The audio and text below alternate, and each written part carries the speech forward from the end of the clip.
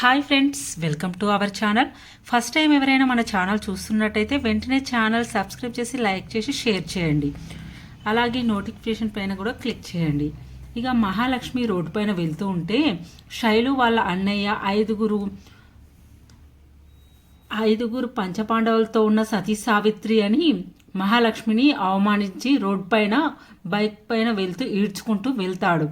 మరి ఇది తెలిసిన చక్రి ఏం చేస్తాడు, ఏ విధంగా సురేష్తో గొడవ పడతాడు, మరి మహాలక్ష్మి నా ప్రాణం అనడంతో మరి మహాలక్ష్మికి తన ప్రేమ గురించి అర్థమవుతుందా, చక్రి పడే బాధ తెలుస్తుందా? మరి మీకు తెలియాలనుకుంటే మన వీడియో కంప్లీట్గా చూడండి. ప్లీజ్, అందరూ వీడియో చూస్తున్నారు కానీ సబ్స్క్రైబ్ చేయడం లేదు. అందరూ సబ్స్క్రైబ్ చేసి లైక్ చేయండి. ఇక మరి మీరు మనలో ఎంతమంది చక్రిని మహాలక్ష్మి భర్తగా అంగీకరించాలనుకుంటున్నారు? అలా అనుకునే వాళ్ళు ఒక్క లైక్ వేసుకోండి ఫ్రెండ్స్. అయితే ఇక కేశవ శైలుతో ఫోన్ మాట్లాడుతుంటే మహాలక్ష్మి కన్నా వింటారు. అలా విని కేశవను ఆట పట్టిస్తుంటారు. అరే కన్నా, నేనేదో అనుకున్నాను రా, మీ కేశవ అన్నయ్య అమాయకుడేం కాదు, అమ్మాయిలను చూస్తే అమాయకుడు పారిపోతాడు అనుకున్నా కానీ అమ్మాయిలనే అదరగొడుతున్నాడు అనగా అప్పుడు కేశవ సిగ్గుపడుతూ అయ్యోయ్యో అలా ఏం లేదండి అని సిగ్గుపడుతూ వెళ్ళిపోతాడు. ఇక పొదరిల్లు సీరియల్లోకి వెళ్తే ఇక మహాలక్ష్మి ఆఫీస్కి వెళ్తూ ఉంటే దారిలో శైలు వాళ్ళ అన్నయ్య తన ఫ్రెండ్స్ కలిసి మహాలక్ష్మి కోసం చూస్తూ ఉంటాడు. శైలు వాళ్ళ అన్నయ్య ఇలా అంటాడు, ఏ ఆగు అని మహాలక్ష్మిని అంటాడు. మీకెందుకు దారికి అడ్డున్నారు, పక్కకు జరగండి అనగా అక్కడే కన్నా కూడా అంటాడు, ఎందుకు మీరు దారికి అడ్డుపడుతున్నారు అనగా, ఎందుకు నీకు అంత కోపం వస్తుంది అనగా మహాలక్ష్మి అంటుంది, ఎందుకు మీకేం కావాలి అని సురేష్ అంటాడు. ఏంటి, ఆ ఇంటికి వచ్చినప్పుడు నువ్వు మా అమ్మ నాన్న వచ్చినప్పుడు చాలా గట్టిగా అరిచావంట కదా, నేను ఆ ఇంట్లోనే ఉంటాను, మీ కూతుర్ని ఇంటికి పంపించండి అని అడిగావంట కదా. అలా నువ్వు ఇంట్లో ఉండడము ఊరు జనాలకు చాలా ఆశ్చర్యంగా ఉంది. 80 ఏండ్ల ముసలావిడ కూడా ఆ ఇంట్లో ఉండడానికి అస్సలు ఇష్టపడదు. ఆ ఇంట్లో 5 ఉన్న మగవాళ్ళు ఉన్న ఇంట్లో ఏ ఆడపిల్ల ఉంటుంది? ఎవరుంటారు? వాళ్ళ ఇంటికి పైగా శాపం కూడా ఉంది. ఎవరుంటారు? దీన్ని బట్టి అర్థమవుతుంది నువ్వు ఎలాంటి ఆడదానివు అని సురేష్ అంటాడు. అప్పుడు కన్నా అంటాడు, అరే నువ్వెందుకు అలా మాట్లాడుతున్నావు, ఎవరనుకొని మాట్లాడుతున్నావు, నోటికొచ్చినట్టు మాట్లాడితే పనులు రాలిపోతాయి, నీకు మామూలుగా కూడా ఉండదు అనగా, ఏంట్రా నువ్వు భూమికి జానుడు కూడా లేవు, ఇంకోటి చూస్తే దొంగ కోళ్ళు బట్టేలా ఉంటారు, నువ్వు వాళ్ళకి చెప్తావా, పోరా పిల్ల బచ్చగా దొండకాయగా అంటారు. అప్పుడు సురేష్ ఫ్రెండ్స్ పక్క నుండి ఇలా అంటారు, ఏరా నిజంగానే 5 మగవారు ఉన్న ఇంట్లో ఈ మొక్కతే ఉంటుందా అనగా, అయ్యయ్యో ఇది నీకు తెలియదా, ఆ ఇంట్లో 5 మగాళ్ళు ఉంటారు, ఈ మొక్కతే ఆడామె, ఇతని ఇంకా ఆ ఇంట్లో ఇంకొక ముసలాడు ఉంటాడు, ఆ ముసలవాడి పైన కేసు కూడా ఉంటుంది, ఆ ఇంట్లో ఇంకా 4 మగవాళ్ళు ఉంటారు, వాళ్ళతో పాటు ఈమె కూడా ఉంటుంది అని సురేష్ వాళ్ళ ఫ్రెండ్స్తో అంటాడు. అప్పుడు మహాలక్ష్మి ఉంటుంది, ఏంది ఇంత దారుణంగా మాట్లాడుతున్నావు, నీకు కొంచెమైనా ఉందా, చదువుకున్నవాడివే కదా, మా ఇంట్లో ఉన్న వాళ్ళ గురించి ఇలా మాట్లాడడానికి సిగ్గు లేదా నీకు అని మహాలక్ష్మి అంటుంది. ఊరికి ఎందుకు అలా అరుస్తున్నావు, నువ్వు గట్టిగా మాట్లాడితే మేము చెప్పింది అబద్ధం అవుతుందా, ఊళ్ళో ఎక్కడైనా 5 మగవాళ్ళు ఉన్న ఇంట్లో ఒక్క ఆడపిల్ల ఉంటుందా అనగా, ఇదే మొదటిసారి ఇదే లాస్ట్ సారి అనగా అప్పుడు కన్నా అంటాడు, అరే మీకు చాలా ఎక్కువ అవుతుందిరా, మీరు ఇలాగే మాట్లాడారంటే మీకు ఒక్కొక్కరికి ఉంటుందిరా అని కన్నా గట్టిగా అరుస్తాడు. అప్పుడు మహాలక్ష్మి అంటాడు, ఊరుకో కన్నా, ఈ ఎదవలతో మనకెందుకు, వీళ్ళంతా మురికి వెదవలు, మురికి మీద కాలు వేస్తే బురదలో రాయి వేస్తే మనపైనే పడుతుంది, ఈ ఎదవలతో మనకెందుకు, రా వెళ్దాం అని అంటారు. అప్పుడు కన్నా అంటాడు, వదిన వీళ్ళు ఇంతగా మాట్లాడుతుంటే మనం ఎందుకు ఊరుకోవాలి అనగా, అరే ఏంట్రా ఏం మాట్లాడుతున్నావు, ఒక్క టేషన్ అంటే పోయి అక్కడ పడతావు, ఏమనుకుంటున్నావు అని కన్న మీద అరుస్తారు. అరే వాడి మీద చేయి పడితే నీకు దవడ వాలిపోతుంది అని గట్టిగా వార్నింగ్ ఇస్తుంది మహాలక్ష్మి.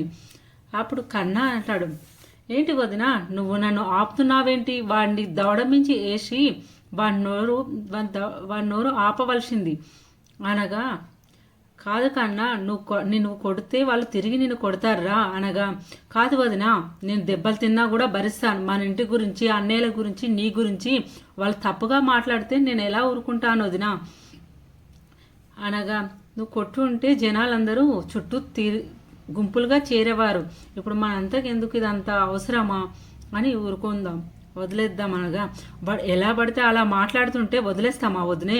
వాడు ఇష్టం వచ్చినట్టు మాట్లాడుతున్నాడు, ఎలా వదిలేద్దాం అనుకుంటున్నావు అని కన్నా అనగా, నువ్వు వదిలేసే, వాడితో మాట్లాడాను కదా, ఇంకెందుకు మాట్లాడుతున్నావు, వదిలే అనగా, లేదు లేదు, నేను ఈ విషయం ఖచ్చితంగా నేను అన్నయ్యలకు చెప్తాను.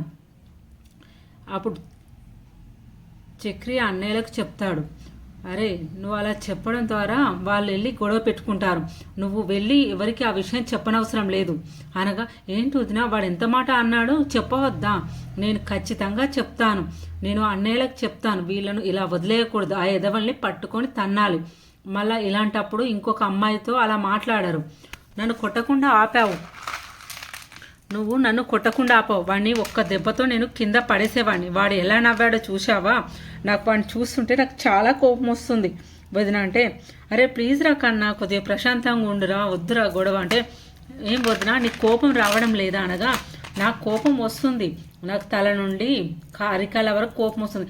రోడ్డు మీద వెళ్ళే కుక్కలు ఏదేదో మాట్లాడుతూ ఉంటారు, అలాంటి వాళ్ళకు సమాధానం చెప్పలేం కదా, నాకు మాట ఇవ్వు, ఈ ఇంట్లో ఎవరికి చెప్పనని నాకు మాట ఇవ్వు అనగా, నువ్వు ఈ విషయం ఇంట్లో చెప్తే ఏమవుతుందో తెలుసు కదా, చక్రి ఎంత సీరియస్ అవుతాడో తెలుసు కదా, ఇప్పుడే పోలీస్ స్టేషన్కి వెళ్ళి లైసెన్స్ పోడగొట్టుకొని ఉద్యోగం లేకుండా ఉన్నాడు, నువ్వు మీ అన్నయ్యలకి ఈ విషయం చెప్తే మళ్ళీ చక్రి వెళ్ళి కొడతాడు, మళ్ళీ ఇబ్బంది అవుతుంది, చక్రికి లైసెన్స్ కూడా రాదు, ఎవడో ఏదో అన్నాడని మన జీవితాన్ని మనం నాశనం చేసుకోవద్దు, నీకు మీ అన్నయ్యల మీద నిజంగా ప్రేమ అనేది ఉంటే నేను చెప్పేది అర్థం చేసుకో అని మహాలక్ష్మి అంటుంది. ఇక ఇలాంటి వాటి అన్నిటికీ మనం సమాధానం చెప్పాలని మనం కూడా గొడవ పడితే ఏమవుతుందో తెలుసా, మళ్ళీ ఎవరికైనా ఏమైనా జరిగి వాడితో గొడవ పెట్టుకొని మన ఇంటి వాళ్ళు జైలుకి వెళ్ళే పరిస్థితి అనేది వస్తే మన ఫ్యామిలీయే అగమైపోతుందిరా, కోపంలో ఎలాంటి ఆలోచన చేయకూడదురా అని అనగా, ఇక కన్నా కాలేజీకి వెళ్ళిపోతాడు. ఇక మహా ఆఫీస్కి వెళ్తుంది. మళ్ళీ ఈవినింగ్ వస్తుంటే శైలు వాళ్ళ అన్న అక్కడే ఉంటాడు మళ్ళీ ఫ్రెండ్స్తోని. అగో వచ్చింది పంచమి, సతీ సావిత్రి అంటారు. అయ్యో పంచమి అంటే ఏంట్రా అని వాళ్ళ ఫ్రెండ్స్ అనగా, నీకు తెలియదా 5 మగాళ్ళతో ఉండే ఆడదని పంచమి అంటారు. అప్పుడు మహాకు చాలా కోపం వస్తుంది. కోపంతో వచ్చి సురేష్ చెంప పగలగొడుతుంది. నీకు తెలివి లేదా? మీ అమ్మ నాన్న ఇలానే పెంచారా? ఇంత దద్దమ్మలా ఉన్నావు, చదువుకున్న దద్దమ్మలా ఉన్నావు, మీ అమ్మ నాన్న ఇలానే పెంచారా? నీకు తెలివి లేదా అని తిట్టి బస్ స్టాప్ సైడ్ వెళ్ళిపోతుంది. అప్పుడు సురేష్కు చాలా కోపంతో తన ఫ్రెండ్ బైక్ పైన కూర్చొని బ్యాక్ సైడ్ కూర్చొని మహాలక్ష్మి చున్ని పట్టుకొని లాక్కొని ఈడ్చుకెళ్తాడు. అలా ఈడ్చుకెళ్తుంటే అందరూ చూస్తూ ఉంటారు, అలానే చూస్తూ బీరిపోతారు. అప్పుడు మహాలక్ష్మి బురదలో పడిపోతుంది. చున్ని పట్టుకొని లాక్కొని వెళ్తాడు కదా, చున్ని వదిలేస్తుంది, అలా బురదలో పడిపోతుంది మహాలక్ష్మి. ఇక ఏమైందమ్మా, ఏంటి ఇలా అయిపోయినావని ఇంటికి వెళ్ళగానే మాధవ అడిగితే, కొందరు రౌడీ పోకర్లు ఇలా చేశారంటే, ఎవరమ్మా నేను ఇలా చేసిన వాళ్ళు ఎవరు అనగా, శైలు వాళ్ళ అన్నయ్య పోకరి ఇలా చేశాడు అనగా, ఇప్పుడే వెళ్ళి వాడి సంగతి చెప్తాను అని కేశవ అంటే, ఎందుకు వాడిని చంపి జైలుకి వెళ్ళడానిక అనగా, మాధవ అంటాడు అసలు ఏమైందమ్మా అసలు అనగా, నేను చెప్తాను పెద్ది, మార్నింగ్ వెళ్ళేటప్పుడు ఏడ్పించారు, మళ్ళీ ఇప్పుడు ఇలా చేశారు, ఇలా అన్నారు, నువ్వు 5 మగవాళ్ళు ఉన్న ఇంట్లో ఉంటున్నావు, నీ క్యారెక్టర్ ఇది, నువ్వు ఇలాంటి దానివి అని అందరి ముందు నన్ను అవమానించాడు. నేను అప్పుడు వాడి చెంప పగలకొట్టాను, నా చున్నీ లాగి నన్ను బురదలో అలా పడేశాడు. అప్పుడు గొడవలేం వద్దు. ఈలోపు కేశవ షాక్లో, మీరు వదిలేసినా కూడా చక్రి అన్నయ్య వదలడు అని చక్రి చూడగానే బైక్ స్టార్ట్ చేసుకుని వెళ్ళిపోతూనే ఉంటాడు. ఇక అప్పుడు ఇంట్లో వాళ్ళు అందరూ చక్రి వాళ్ళని ఏం చేస్తాడు, అసలు ఏమవుతుంది, ఏం జరుగుతుందని చక్రి సురేష్ వాళ్ళ దగ్గరికి పోయి అంటాడు, చెప్పండిరా ఎవడరా మాట్లాడింది నా భార్యతో, ఎవడేమన్నది చెప్పండిరా ఎవడన్నాడురా అనగా, నేనే అన్నాను ఇప్పుడేంటి అనగా, 5 మగవాళ్ళున్న ఇంట్లో ఈ మొక్కతే ఉందంటే నేనేమనుకోవాలి అని ఐదుగురు మగవాళ్ళు ఉన్న ఇంట్లో ఈ మొక్కతే ఉందంటే ఏమనాలి, ఏం చేసుకుంటావో చేసుకో అనగా చక్రి కోపంగా ఏం వాగుతున్నావురా అని సురేష్ చెంప చెల్లుమని పగలగొడతారు చక్రి. అప్పుడు చక్రి అంటాడు, నా భార్య చున్నీ లాగింది కాక ఇంకా నువ్వు తప్పుడు మాటలు కూడా మాట్లాడతావు, ఏం చూసుకోనిరా మాట్లాడుతున్నావు, మహాలక్ష్మి నా భార్య, తన జోలికి ఎవరైనా వచ్చినా తనను ఇబ్బంది పెట్టినా తనను బాధ పెట్టిన వాళ్ళని ఊరుకునేదే లేదు, తను నా ప్రాణం అనగా మహా షాక్లో చక్రిని అలానే చూస్తూ ఉంటుంది. అప్పుడు చక్రి మీద మహాకి పాజిటివ్ ఆలోచన వస్తూ ఉంటుంది. అప్పుడు మహా కోసం చక్రి ఫైటింగ్ చేస్తూ ఉంటాడు కదా సురేష్తో. ఇక అప్పుడు జర బాగా అనిపిస్తూ ఉంటుంది. అప్పుడు కేశవ, కన్నా, చక్రి, మాధవ్ అందరు కలిసి సురేష్ వాళ్ళ పైన ఫైటింగ్ చేస్తూ ఉంటారు, గొడవ పెడుతూ ఉంటారు.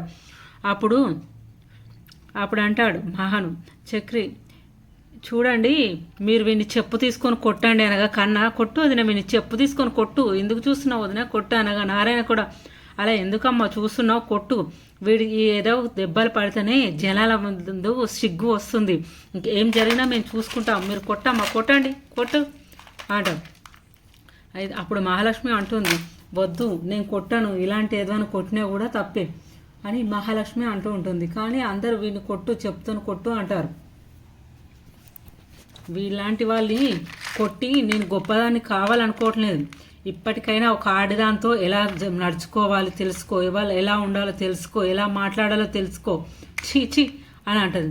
అరే ఇప్పటికైనా బుద్ధి వచ్చిందా, ఇప్పటికైనా ఎలా ఉండాలో తెలుసుకో అని చక్రి, ఇప్పటికైనా తెలుసుకోకుంటే నీకు ఎలా జరుగుతుందో అలా జరుగుతుంది అనగా సురేష్ అంటాడు. అరే మీకు ఎలా జరుగుతుందో చూడండి అనుకుంటే సురేష్ వెళ్ళిపోతాడు. అప్పుడు నారాయణ పొంగిపోతాడు, నా కొడుకులంటే ఏంటో ఇలా చూపించారా అనగా ఇక అప్పుడు శైలు వాళ్ళ అమ్మ శైలుని తిడుతుంది, నీకేం పని పాట లేదా, మార్నింగే టీవీ పెట్టుకొని చూస్తున్నావు అనగా పని పాట ఏం లేదనే కదా నేను టీవీ పెట్టుకొని చూస్తున్నాను అనగా శైలు వాళ్ళ అమ్మ ఉంటుంది, పని పాట ఏం లేదనే కదా టీవీ చూస్తుంది, మాటకు మాట ఎలా ఇస్తుందో చూడండి అనగా ఇక అప్పటికే సురేష్ దెబ్బలతో ఇంటికి వస్తూ ఉంటాడు. అయ్యయ్యో ఏంట్రా ఇది, ఏమైందిరా, కూర్చో అని అడుగుతూ ఉంటారు, నా బిడ్డకి ఏమైంది, ఎవరు కొట్టారు, ఎందుకు రా నీ ఫేస్ అంతా ఇలా అయిపోయింది, ఎన్నిసార్లు చెప్పాలరా నీకు, బైక్ డ్రైవింగ్ చాలా స్పీడ్గా చేయకూడదు అని చెప్పాను కదరా, నీకేమన్నా అయితే మేమేం కావాలరా అనగా ఫస్ట్ మీ గోళ ఆపి హాస్పిటల్కి తీసుకెళ్ళండి, ఫస్ట్ హాస్పిటల్కి తీసుకెళ్ళి ట్రీట్మెంట్ చేయించండి, ఏందమ్మా ముఖం చూస్తున్నావు, హాస్పిటల్కి తీసుకెళ్ళండి అంటుంది. అనగా నేను చెప్పానా మిమ్మల్ని హాస్పిటల్కి తీసుకెళ్ళమని, నేను అడిగాను మిమ్మల్ని హాస్పిటల్కి తీసుకుపోమని అనగా ఇదంతా దీనివల్లనే జరిగిందమ్మా, ఇది లవ్ చేస్తుంది కదా ఒకరిని మెకానిక్ కానీ వాళ్ళ అన్న తమ్ముళ్ళు అందరు కలిసి నన్ను కొట్టారు, దీనివల్లనే జరిగింది అనగా శైలి ఇలా అంటుంది, ఏంటి ఊరికే వాళ్ళ మీద తప్పుగా చెప్పకు, ఎన్నో మందు తాగి దెబ్బలు తిని వచ్చావు, ఇప్పుడు వాళ్ళ మీద చెప్తున్నావా అబద్ధాలు అనగా సురేష్ అంటాడు, ఇప్పుడు చూడమ్మా ఇది ఎలా మాట్లాడుతుందో, దీనికి నాకన్నా వాళ్ళే ఎక్కువైపోయారా, నీ మీద చేయి చేసుకోవడానికి ఎంత ధైర్యం వాళ్ళకని శైలు వాళ్ళని అంటారు. అప్పుడు శైలు అంటుంది, నువ్వేదో చేసి ఉంటావు వాళ్ళు అందుకే కొట్టారు, లేకుంటే ఊరికే ఎందుకు కొడతారు, నువ్వు కావాలని చేస్తే వాళ్ళు కొట్టారు అనగా నేనేం చేశాను, నా చెల్లిని ప్రేమించవద్దు, నా చెల్లితో తిరగొద్దను అలా అన్నందుకు గుంపులుగా వచ్చి కొట్టారు అన్నదమ్ములందరూ, నేను వాళ్ళని ఉట్టిగానే వదిలిపెట్టాను, పోలీస్ స్టేషన్లో కేసు పెడతాను. అరే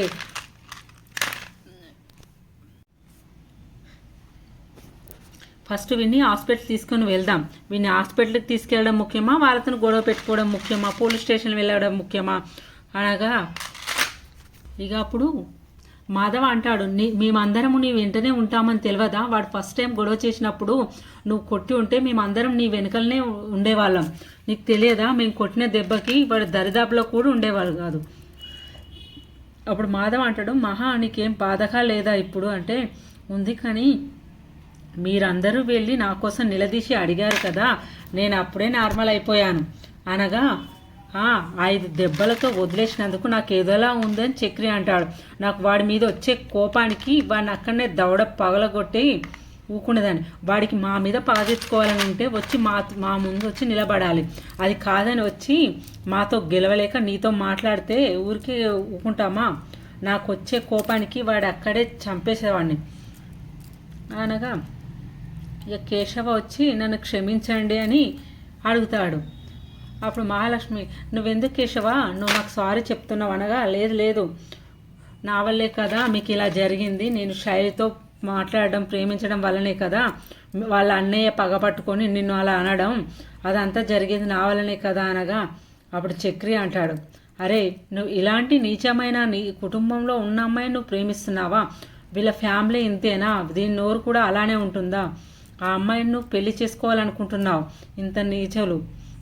దానికి వాళ్ళు ఏం మాట్లాడతారో ఏంతో. మన కుటుంబాన్ని చూసి కూడా వాళ్ళు చాలా ఎగతాళిగా ఇది ఇల్లేనా ఇది అదేనా అని చాలా గలీజ్గా మాట్లాడారు అనగా, అప్పుడు మాధవ అంటాడు, నువ్వు ఇదంతా తలుచుకొని బాధపడకమ్మా, ఇవన్నీ జరగకుండా ఉండవలసింది, మా వల్లే నీకు ఇదంతా సమస్య అనగా, అప్పుడు పెద్ద అదేం లేదు పెద్ద, మీరేం బాధపడకండి, నేను బాగానే ఉన్నాను అనగా, నాకు ఇందులో బాధ ఏం లేదు పెద్ద అనగా, సరే అమ్మా నువ్వు వెళ్ళి రెస్ట్ తీసుకో అని మహాలక్ష్మి అంటుంది. అప్పుడు మహా అంటుంది, నన్ను అలా అనగానే వాళ్ళ పండ్లు అక్కడనే బుడగొట్టాలని అనిపించింది. ఒక అమ్మాయి పట్ల ఎందుకు అలా ప్రవర్తిస్తాడు వాడు, ఎందుకు అలా మాట్లాడతాడు, మీరు అందరు వచ్చి వాడికి బాగా మీరు కొట్టిన దెబ్బకి వాడికి బుద్ధి వచ్చే ఉంటుంది కానీ మహా ఆలోచిస్తూ ఉంటుంది, ఏంటి చక్రి నన్ను నిజంగానే ప్రేమిస్తున్నాడా, నేను అంత ప్రాణం ఆ చక్రికి, నిజంగానే నన్ను ప్రేమిస్తున్నాడా అని మహా ఆలోచనలో పడుతుంది శక్తి మీద. ఇలా మనసులో ఆలోచిస్తూ ఉంటుంది, మరి నిజంగా చక్రికి నా మీద అంత ప్రేమ ఉంటే వాడిని అంత చావ కొట్టాడు, నన్ను ఇంతలా ప్రేమిస్తున్నాడా, మరి నేనే తప్పుగా ఆలోచిస్తున్నానా చక్రి గురించి, తన మీద మళ్ళీ నాకు ప్రేమ వస్తుందా ఏంటి? అమ్మో వద్దొద్దు, చక్రి నన్ను మోసం చేసి పెళ్లి చేసుకున్నాడు, ఇది కూడా ఒక నాటకం అయి ఉంటుంది, పెళ్లి చేసుకున్నట్టు ఇది కూడా ఒక నాటకం డ్రామాలా చేస్తుంటాడు, అమ్మో వద్దొద్దు, నాకు అస్సలు చక్రి మీద ప్రేమ ఉండదు, నాకు అస్సలు వద్దు, అస్సలు నాకు అవసరమే లేదు అని మహా ఆలోచిస్తూ ఉంటుంది. కానీ చక్రి మాధవ కన్నకు అందరికి చాలా కోపంగా ఉంటుంది. మరి మీలో ఎంతమంది చక్రి మహా కలవాలనుకుంటున్నారు, వాళ్ళిద్దరు కలిసి భార్యాభర్తలుగా ఉండాలనుకుంటున్నారు? మరి రాబోయే ఎపిసోడ్లో ఏం జరుగుతుంది? సురేష్కు బుద్ధి వస్తుందా? శైలు వాళ్ళ అమ్మ నాన్న మరి శైలుని కేశవక ఇచ్చి పెళ్లి చేయడానికి యాక్సెప్ట్ చేస్తారా? మరి ఏం జరుగుతుంది? మరి మీరు తెలుసుకోవాలనుకుంటున్నారా? అయితే మరి వెంటనే ఎందుకు ఆలస్యం చేస్తారు? వెంటనే మన ఛానల్ సబ్స్క్రైబ్ చేసి లైక్ చేసి షేర్ చేయండి. మరి ఇలాంటి మీకు అప్కమింగ్ వీడియోస్లో ఏం జరుగుతుందో తెలుసుకోవాలంటే మన ఛానల్ను లైక్ చేయండి, ఫస్ట్ సబ్స్క్రైబ్ చేయండి, షేర్ చేయండి. Thank you for watching our videos friends.